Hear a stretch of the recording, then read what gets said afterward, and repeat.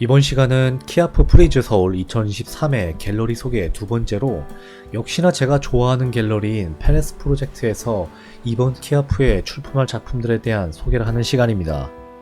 이 영상을 보신다면 작품들에 대한 이해도가 높아질 것이며 페어에 함께 동반하시는 분들께 어쩜 아네? 라고 할 수 있는 좋은 정보들을 드릴 예정으로 끝까지 영상을 시청하셨으면 좋겠습니다. 이번 페레스 프로젝트에 출품되는 작가들은 약 15명으로 이전보다 더욱 풍성한 전시가 될 것으로 예상이 되는데요.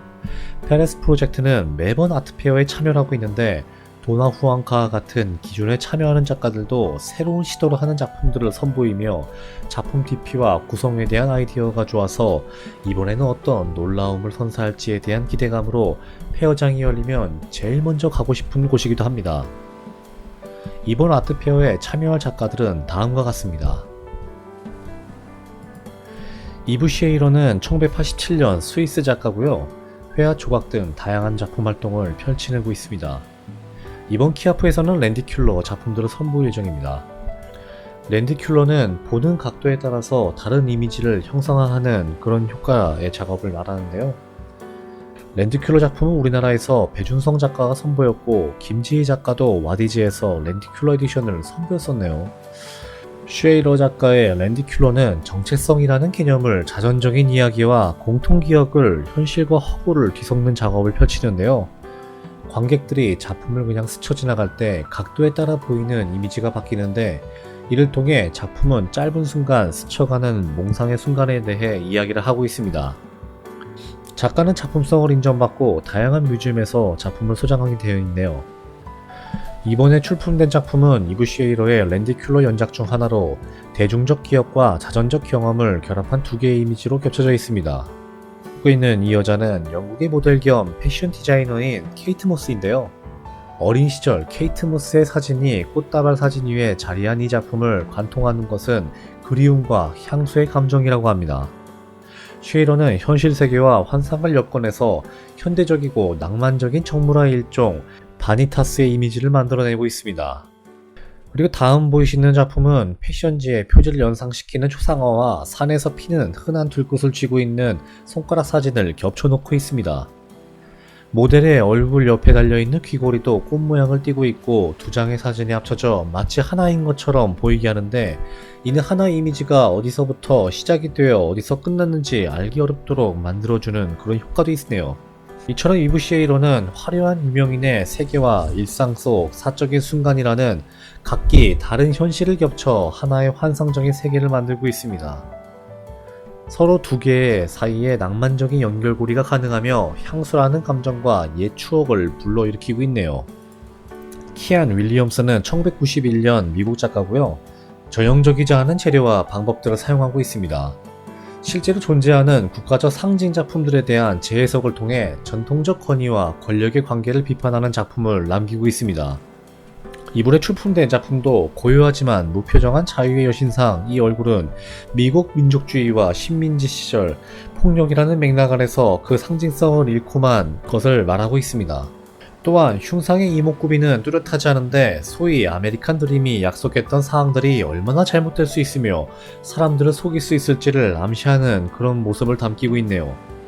윌리엄스가 흉상의 형태를 차용하지만 머리 모양을 바꾸는 이유는 개인적이고 신체적인 자유라는 개념을 끌어올리기 위함이라고 합니다. 재료는 흙과 석고를 활용해 마블링 기법을 사용함으로써 이 작가는 순수함, 아름다움, 권력에 대한 고전적인 관념을 비틀어내고 있습니다. 조세 아우라 달코는 1996년 영국 출생 가나인 현대미술 작가로 작가의 회화 작업은 지역색을 띠는 포스터 디자인 기법을 차용하고 테피스트리 작업은 가나의 전통적인 바구니 짜기와 유럽의 테피스트리 직조 기법에서 기술을 가져와서 작업을 만듭니다. 이렇듯 다양한 영향을 결합함으로써 아우라 달코는 추상적이며 느슨한 구상 작품들을 선보이고 있습니다.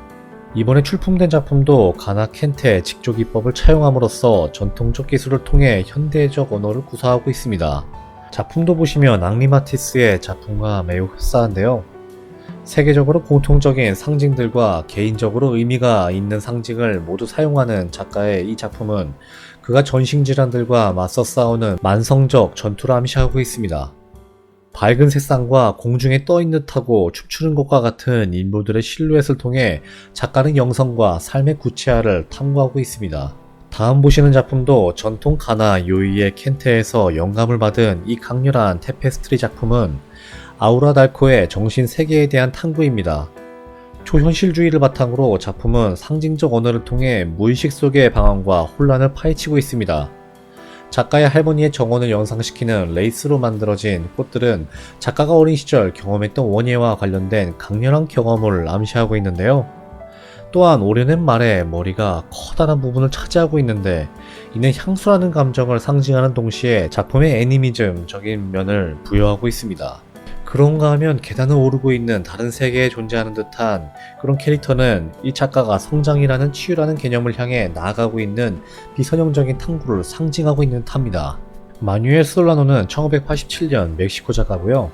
2013년 시력을 잃은 후 계속 그림을 그리기 위해 고유한 방식을 발전시켜 기억과 정체성을 탐구하며 자전적인 요소와 대중문화의 접점을 짚어내고 있습니다.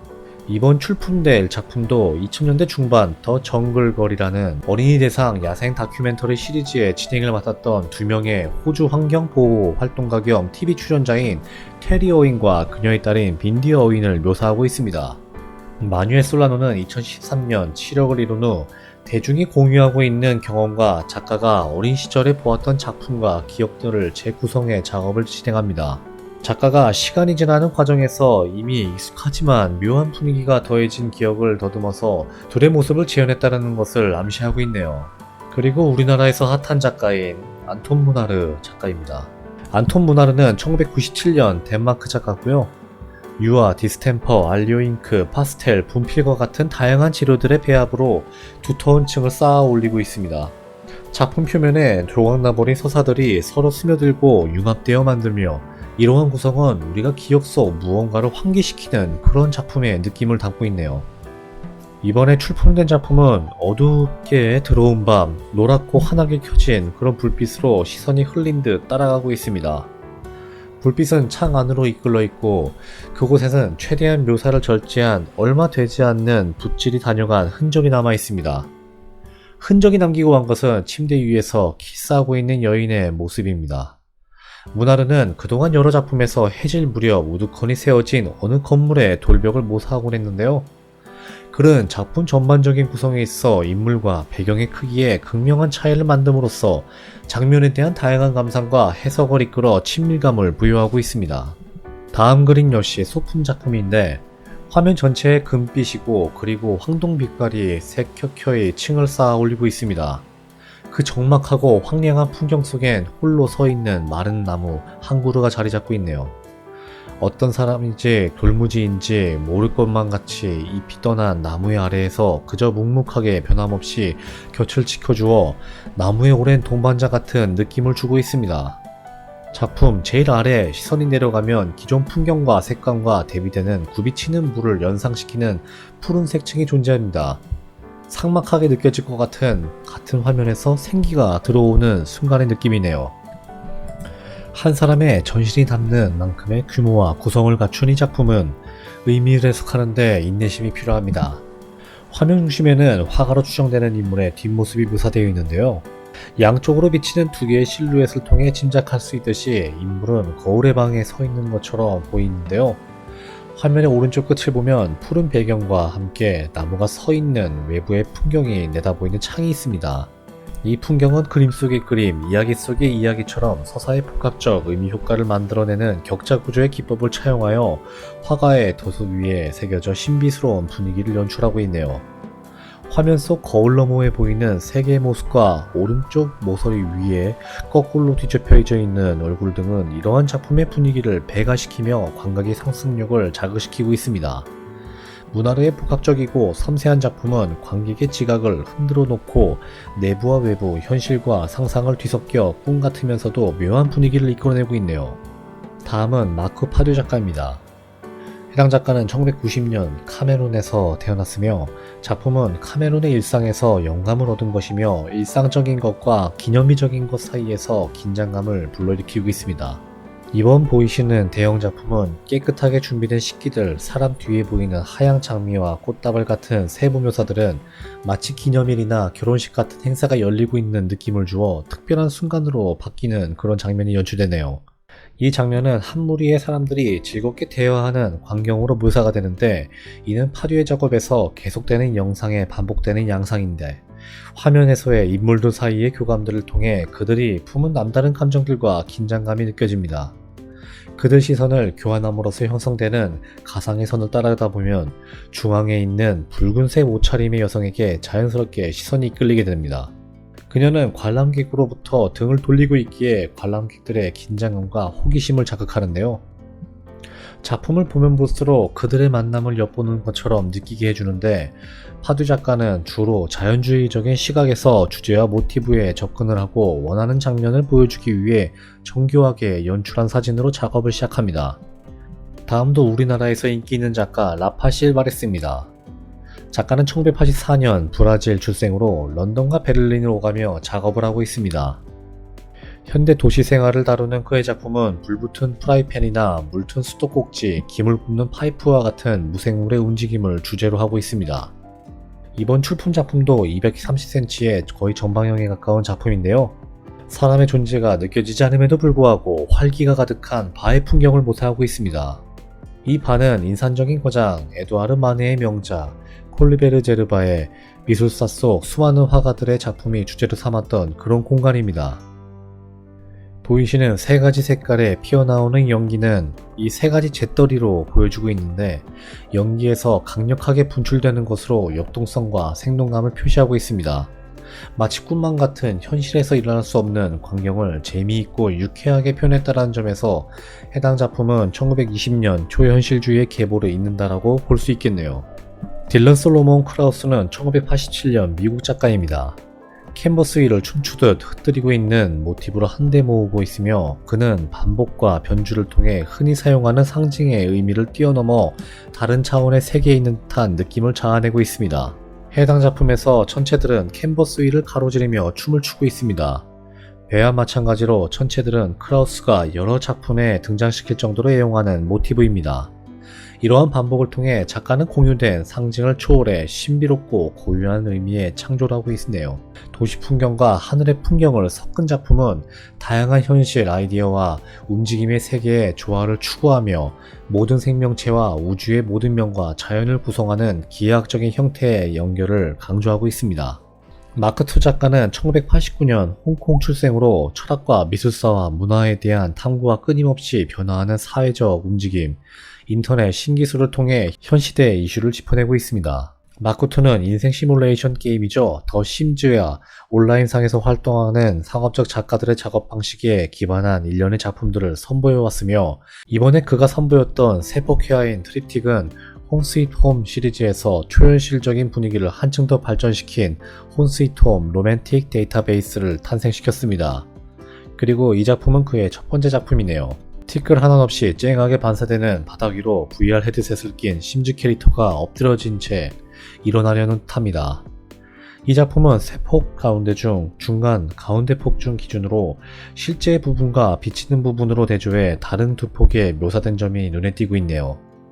이처럼 상하가 대칭인 듯한 보이는 구도는 작품 속 실제인 것에 대한 짐작을 쉽사리 허락하지 않으며, 관객은 쉽사리 작품에 대해서 앞을 떠나지 못하게 만들고 있습니다. 이 작품은 현대사회에서 이미지가 생성되는 방법과 과정만큼이나 실제 이미지가 현실로부터 멀어진 거리감을 보여주고 하는 그런 작가의 의도가 엿보이고 있습니다. 리차드 케네디는 1985년 미국 작가입니다. 다양한 장르를 아우르는 작업은 서구 오페라의 전통을 깨트리며 퀴어 흑인으로서의 살아가는 겪는 경험을 바탕으로 새롭고 관객 참여적인 그런 극을 창조해내고자 합니다. 리차드 케네디는 최근에 전남 도립미술관에서도 전시를 한 이력이 있는데요. 이번에 참여할 작품은 테피스트리 작품으로 전통적인 공예기법과 업사이클링 개념을 결합하여 완성이 되었습니다. 작가는 채색까지 했으나 여러 이유로 작품으로 완성시키지 않은 캔버스를 여러 조각으로 자른 후 알루미늄으로 짜인 프레임 위에 엮게 되는데요. 버려진 그림을 재생시킴으로써 케네디는 작품의 실패와 성공을 분한되었던 것이 재조정되는 공간으로 활용되고 있습니다. 실패라고 여겼던 재료들은 잘게 잘라서 새로운 색상, 삶, 그리고 질감의 조화를 보여주는 테페스트리로 재탄생한 그런 작품이라고 보면 되겠습니다. 이처럼 케네디의 작업은 수행적이고 역동적인 퍼포먼스, 오페라 기반으로 작업을 진행을 하는데요. 또한 본인이 흑인 논-바이너리 예술가로서 미국에서 자라난 경험들을 바탕으로 차별과 역사적 아픔에 저항하는 것을 작업의 기본적인 주제로 삼고 있습니다. 이 작품은 또한 실패와 성공의 이분법을 거부하는 것뿐만 아니라 케네디 자신의 자전적인 경험들, 강렬한 감정들이 담겨져 있으며 케네디 조각들이 열기설기 엮여있는 모습에서 흑인의 따은 머리를 연상시키기도 하고 있습니다. 페레스 프로젝트의 대표 작가 중 하나인 파울로 살바도르는 1990년 페루 작가입니다. 신화적 도상을 바탕으로 고대의 주제들을 현대적으로 재해석하고는 작품을 남기고 있는데요. 느슨한 불놀림과 선명한 색상을 활용한 작가의 작업은 개인적이고 국가적인 역사를 떠올리게 하고 있습니다. 이번에 선보일 작품은 경건하고 고요한 태도로 밝은 녹색 나무 가지 위에 앉아있는 흰색 동물을 측면에서 바라본 모습을 표현하고 있습니다. 보름달의 환한 빛이 화면을 밝게 비추며 주변을 둘러싸고 있는 어둠도 달에 쏘아져 나오는 듯한 줄기로 빛을 밝아져 있네요. 살바도르는 섬세하고 강렬한 색상을 사용함으로써 현실 세계를 구현하는 대신에 이 작품에서 나타나는 풍경과 같이 친밀한 신화적 상상력을 바탕으로 한 세계를 창조하고 있습니다. 느슨하고 부드러운 분놀림은 작품의 전체적인 감각적인 느낌을 가져다주며 캔버스 표면 위에 꼼꼼하게 쌓아올린 여러 겹의 세부 묘사를 드러내고 있네요. 멜리케 카라는 1985년 독일 작가입니다. 20세기 독일의 구상회어 전통으로부터 사회의 위계질서에 대한 관심, 이주와 관련된 개인적 가족사, 그리고 서로 다른 두 가지 문화 사이에 오가는 것에 대한 현실을 바탕으로 하고 있습니다. 이번에 선보일 작품은 쿠르드족의 전통적인 시각 문화에서 모티브를 차용하여 현대미술의 언어로 풀어낸 그런 작품인데요. 오일 스틱을 사용해 입체주의적 예술작품의 대표적인 특징인 평평함을 구현하여 그 위에 가느다란 불꽃이처럼 보이는 선들을 그려 쌓아 올리고 있습니다. 직무를 짜는 행위는 역사 속에서 오랜 시간 동안 예술이 아닌 공예로서만 인정되어 왔었는데요. 그러나 카라 작품에서 여성의 전유물이자 여성적 노동으로 여겨졌던 공예는 예술의 일부가 되고 있습니다. 또한 카라는 회색의 배경 위로 캔버스를 부드럽게 감싸는 듯한 선을 루프처럼 끊임없이 연결되고 이어지는 모습을 통해 현대의 디아스포라적 경험에 대해 이야기를 하고 있네요. 제레미는 1996년 스위스 출생입니다. 큐어 정체성의 확장적이고 유동적인 성격과 이성의 중심주의의 한계를 탐구하는 그런 작가입니다. 이번에 선보일 작품은 그로테스크한 그런 느낌을 가져다주는 그런 작품인데요. 퀴어와 비전형적인 정체성에 대한 유연성을 상징하는 세계와 생물에 대한 창조를 할 때 다양한 참조를 활용한다고 합니다. 이 작품의 제목은 남성성을 강조하는 비디오 게임 속 인물을 언급하는 듯하지만 도상은 홀로 페르네스의 목이 잘리는 장면을 르네상스 풍으로 묘사한 것에 영향을 받은 것처럼 보입니다. 작품은 적은 수의 색상으로 이루어져 있어 중심에 묘사된 인물의 잘린 머리에 관객의 시선이 집중되도록 만들어져 있습니다. 확연히 남성적인 인물에 대한 언급과 그의 죽음을 묘사함으로써 제레미는 지속되는 정체성에 대한 규범적 개념을 해체하려 시도하고 있네요. 페레스 프로젝트의 대표 작가인 도나 후앙카는 1980년 미국 출생입니다. 신체와 피부를 주된 작업 소재로 삼아 거대하고 다층적인 작업의 표면과 주재료를 활용해왔습니다. 작가는 이전의 전시에서 선보인 퍼포먼스를 촬영한 사진들을 확대하고 콜라주하여 캔버스 위에 인쇄합니다.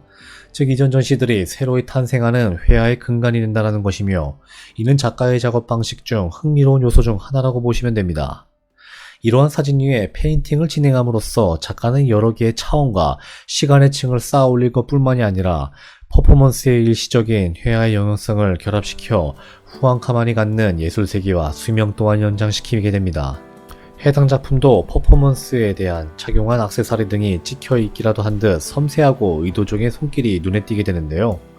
화면 가운데의 매듭은 신체 간의 유기적인 결속력을 더욱 단단히 해주어 나아가 사람과 사람 사이의 유기적인 관계의 그물망을 떠올리게 해주네요. 다음 작품은 퍼포먼스가 고요하고 느린 속도가 핵심이라고 한다면 화면을 덮은 선명하고 밝은 색상들은 이와 대비되게 보여집니다. 이는 가만히 있는 신체와 달리 그 속에선 치열하고 쉼없이 작용하고 있는 내부 장기들의 움직임에 관계와 많이 닮아 있음을 암시합니다. 작가가 캔버스에 손으로 직접 펴바른 재료의 층은 우리의 피부 이면에서 무슨 일이 일어날지에 대한 상상케 하는 동시에 겉으로만 보이는 편견을 허물어뜨리고 있습니다. 니콜라스 그라피아는 1990년 필리핀 출생으로 작업은 연구, 대중적 문화, 그리고 개인적으로 예술적인 역사를 엮어 공식적이고 역사적인 서사에 의문을 제기하고 있습니다.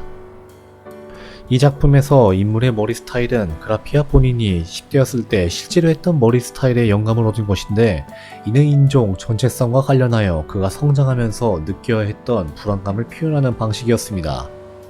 부분적으로 가려져 있는 신체의 팔다리에는 영어 단어들이 써 있는데, 그라피아는 이처럼 앤섹스턴과 오드리 로드 등의 시인으로부터 영감을 받아 자신에 대해 솔직하게 드러내는 고백시와 노래 가사 중 일부를 변형시켜 자신을 표현하는 송라이팅의 요소를 결합하는 식으로 작품에 자신을 담아내고자 합니다. 시시 필리스는 1996년 영국 출생인데요. 이번에 출품한 작품은 20세기의 잉글랜드 모더니즘 작가인 버지니아 울프가 1930년에 발표한 산문집 스트리트 헌팅의 제목을 따왔습니다. 이 작품은 해가 질 무렵에 외부에서 어떤 창문을 바라보는 관점을 취하고 있는데요. 창문 안쪽 너머에 서 있는 녀석은 한 팔을 든 채 이름 모를 자세를 하며 서 있습니다. 그녀는 춤을 추고 있는 것인지 옷을 갈아입고 있는 것인지 등에 대한 의문과 상관없이 관객은 관찰자로서 장면 밖 위치에 놓여지게 됩니다. 흔히 블라우처럼 해질녘을 연상시키게 하는 짙은 푸른색과 밝고 눈부신 노란색을 지배적으로 사용해 작품의 꿈결같은 분위기를 불어넣고 있습니다. 시시플리스의 작품은 그런 해질녘에 대한 시간을 모호함으로 나누며 그 시간대에 일어나는 사건이나 어떠한 행동들에 대한 사람들에 대한 상상 혹은 이를 잘못 본 것은 아닌지에 대한 가능성을 관찰하고 있습니다. 어스틴 리는 1983년 미국 작가입니다. 디지털 소재부터 회화와 조각에 이르기까지 따뜻하고 밝으며 만화 같은 도상을 사용하며 전 세계적 온라인 예술 소비에 대해 탐구하고 있습니다. 이번에 출품된 작품도 형광의 파랗고 붉은색으로 뒤덮여 있는 작품으로서 두 개의 무정형적인 형상들이 있는 힘껏 서로를 껴안고 있는 모습을 보여주고 있습니다. 차가운 듯 보이는 푸른 배경 속에서 붉은 둘이 눈에 띄고 있습니다. 이들은 서로 따뜻한 온기를 뿜어내고 화면 전체를 점점 물들이게 할 것 같네요. 다음은 독일의 떠오르는 신예 함게르데스 작가입니다. 함게르데스 작가는 1994년 독일 출생으로 회화는 색채와 구성, 물질에 대한 추상적 탐구라고 여겨지고 있습니다. 작가는 현대의 하이퍼리얼 디지털 세계를 만질 수 있고 손길이 느껴지는 세계로 묘사를 하고 있는데요. 이번에 출품된 작품은 곡선의 형태들이 캔버스의 표면을 포포 모양으로 굽이쳐 내려오며 리본 혹은 천을 영상시키는 동시에 금속에 떠올리는 표면의 날카로운 각도와 직선은 둥근 형태를 가로막은 듯한 느낌을 줍니다. 이 작품은 함게르데스의 특유의 에어브러쉬를 사용해 만들어낸 매끈한 표면과 형태의 우연성, 자연스러운 느낌의 대비를 함께 보여주게 됩니다. 고대의 금속 공예 기법인 클로이존의 기법에서 착안한 기술을 활용하여 작가가 표현한 색상들은 서로 나란하게 묻혀져 있지만 섞이지 않고요.